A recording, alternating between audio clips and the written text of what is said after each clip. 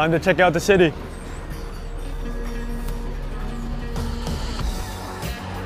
Today we're taking a city bus tour, just checking out a few of the sights and attractions of the city. And for me personally, I've never done something like this, so I'm looking forward to it.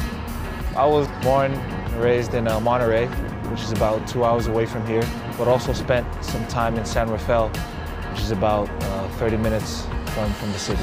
The city is very diverse, and the districts itself, they're pretty different, so you get something very different as you move from place to place. Some of my favorite things in the city is actually crossing the Golden Gate Bridge, and then just right behind us there's this ledge where you have a great view of the city skyline. It's definitely a great city to play rugby in, especially with the diversity. It brings a lot of people, so it brings a lot of different talent, so you get a mixture of everything.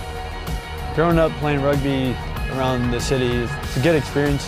I played in Treasure Island, a lot of sevens tournaments held there, a lot of championship 15s games held there. It's one of the greatest clubhouses and fields I've ever played on. Anybody who's played rugby in the Bay Area has been down here, has played down here, or have just came and watched, and a lot of talent that's even come up through the ranks of the Eagles have been bred right here on one of these two fields. So there's a lot of history and culture out here.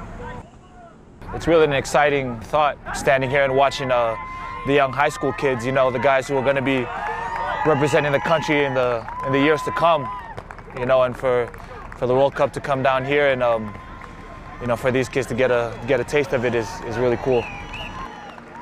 Right after high school, I played a sevens tournament at Treasure Island, actually, with Life West, a local Hayward club, and I actually got an invitation, unannounced, to go to a high-performance camp in Chula Vista, where we train now.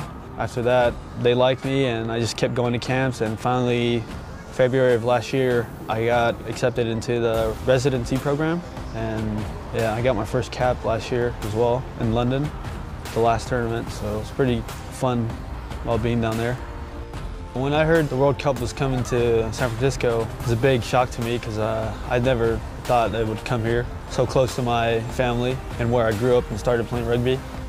From 2 years ago when I was playing high school rugby to this, it's a huge accomplishment for me. It's a huge goal to play in the World Cup. All right, now we're coming up to AT&T Park. Playing in that stadium would be really special because my parents would definitely come and watch me play, and they've never really watched me play an international match before.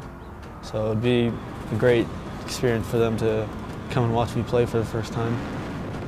It definitely became a goal. For me personally, just given the fact that I've grown up in the area, also a fun fact is that, the first day of the World Cup is actually on my birthday, so that kind of brings everything sort of full circle.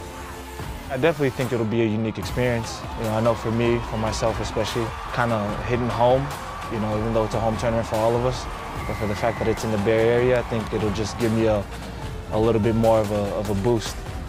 I think the preparations will definitely go up a notch to a different level, but I definitely think the boys will be up for it. We'll all be ready to take on the challenge.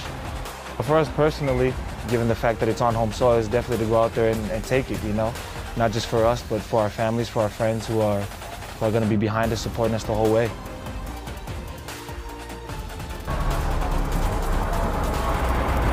Well, there you go, guys. It was an incredible day and a great way to see and learn about the city.